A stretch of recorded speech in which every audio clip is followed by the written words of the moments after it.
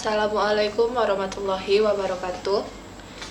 Perkenalkan, saya Laras Amalia dari jurusan Teknik Perminyakan Universitas Islam Riau, kelas C. Di video ini saya akan membahas mengenai hakikat bahasa, ragam dan laras bahasa. Yang pertama, kita bahas pengertian bahasa. Pengertian bahasa menurut KBBI ialah media bunyi yang adpirer yang dipakai oleh suatu masyarakat untuk berinteraksi, berhubungan, bekerja sama, dan mengenali diri. Sedangkan bahasa menurut Bill Adams ialah sebuah sistem pengembangan psikologi individu dalam sebuah konteks intersubjektif. Lalu bahasa menurut Wittgenstein ialah bentuk pemikiran yang dapat dipahami, berhubungan dengan realitas, dan memiliki bentuk serta struktur yang logis. Lalu yang kedua, dasar teori munculnya bahasa. Yang pertama ada kemauan, lalu keinginan, interaksi, kebutuhan, dan tuntutan. Yang ketiga, fungsi bahasa. Dalam tujuan praktis, bahasa berfungsi sebagai alat komunikasi dalam kehidupan. Lalu dalam tujuan artistik, sebuah bahasa yang diolah dan dirangkai dengan indah dapat memiliki fungsi sebagai sebuah media pemuasan rasa estetis bagi manusia. Lalu dalam tujuan pembelajaran, bahasa berfungsi sebagai media dalam mempelajari berbagai ilmu pengetahuan, baik itu yang masih berada pada ruang lingkup bahasa itu sendiri, maupun di luar lingkup bahasa, seperti pengetahuan sejarah dan ilmu pengetahuan yang lain. Lalu dalam tujuan filologis, bahasa berfungsi untuk mempelajari berbagai naskah tua, untuk menyelidiki latar belakang dari sejarah manusia, perkembangan bahasa, dan lain sebagainya. Lalu kita masuk ke unsur-unsur bahasa. Unsur-unsur bahasa, yang pertama itu ada fonem. Fonem itu adalah unsur terkecil dari bunyi ucapan yang bisa digunakan untuk membedakan arti dari satu kata. Lalu ada morfem, yaitu unsur terkecil dari pembentukan kata dan disesuaikan dengan aturan suatu bahasa. Yang ketiga ada sintaksis, yaitu penggabungan kata menjadi kalimat berdasarkan aturan sistematis yang berlaku pada suatu bahasa tertentu. Yang keempat ada semantik, mempelajari arti dan makna dari suatu bahasa yang dibentuk dalam suatu kalimat. Lalu ada diskurs, mengkaji bahasa pada tahap percakapan, paragraf, bab, cerita, ataupun literatur. Lalu kita masuk ke kedudukan bahasa. Yang pertama itu sebagai bahasa nasional, fungsi sebagai lambang kebanggaan, lambang identitas nasional, sarana penyatu suku bangsa, sosial budaya, dan bahasa yang berbeda. Lalu ada sarana perhubungan antar daerah dan antar budaya. Kedudukan bahasa yang kedua yaitu sebagai bahasa negara, diatur dalam Undang-Undang 1945 yang berfungsi sebagai bahasa resmi kenegaraan, bahasa pengantar pendidikan, sarana perhubungan pada tingkat nasional, dan sarana pengembangan kebudayaan, pengetahuan, dan teknologi. Kita masuk ke dalam linguistik. Linguistik atau ilmu bahasa merupakan ilmu yang mempelajari bahasa. Linguistik bergantung kepada sudut pandang dan pendekatan seorang peneliti, sehingga linguistik seringkali digolongkan ke dalam ilmu kognitif, psikologi, dan antropologi. Linguistik terbagi menjadi dua, yaitu mikrolinguistik dan makrolinguistik.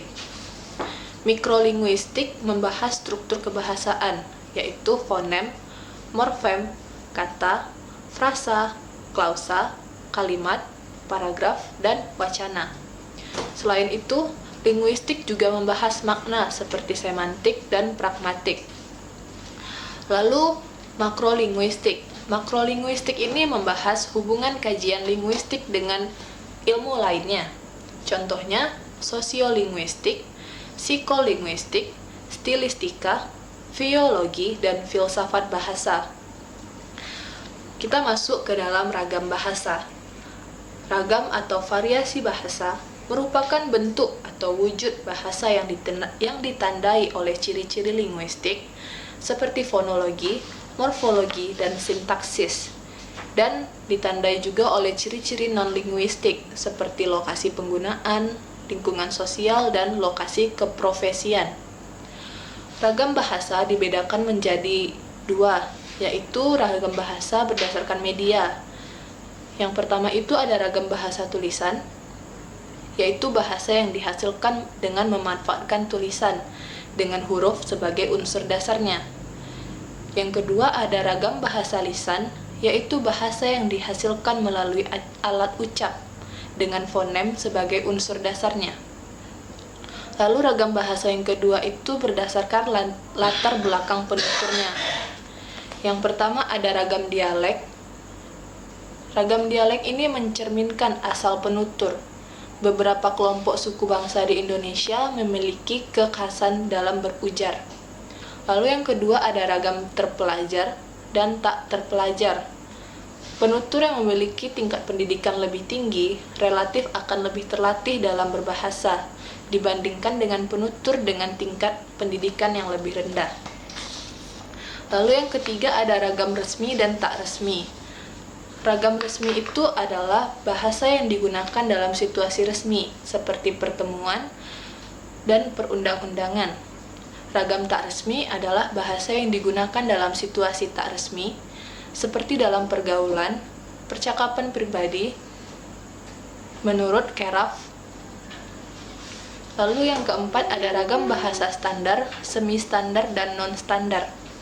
Ciri yang membedakan antara ragam standar, semi-standar, dan non-standar adalah penggunaan kata sapaan dan kata ganti, penggunaan kata tertentu, penggunaan imbuhan, penggunaan kata sambung atau konjungsi, dan penggunaan fungsi yang lengkap. Dan kita masuk ke laras bahasa. Laras bahasa merupakan ragam bahasa yang digunakan untuk suatu tujuan atau pada konteks sosial tertentu. Banyak sekali laras bahasa yang dapat diidentifikasikan tanpa batas yang jelas. Definisi laras bahasa menurut beberapa ahli linguistik, di antaranya Urey dan Ellis, menganggap laras bahasa sebagai pola bahasa yang lazim digunakan mengikuti keadaan tertentu.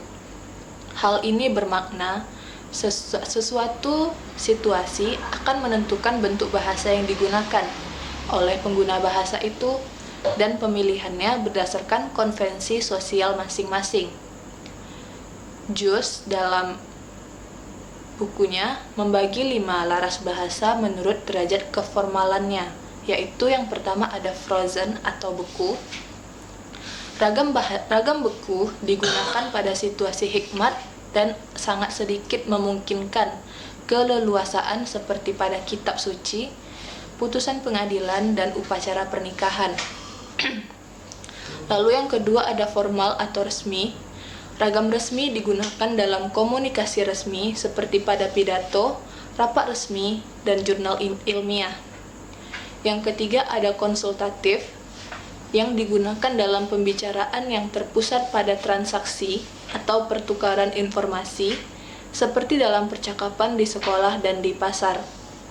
Lalu yang keempat ada kasual atau santai, yang digunakan dalam situasi tidak resmi dan dapat digunakan oleh orang yang belum tentu saling kenal dengan akrab.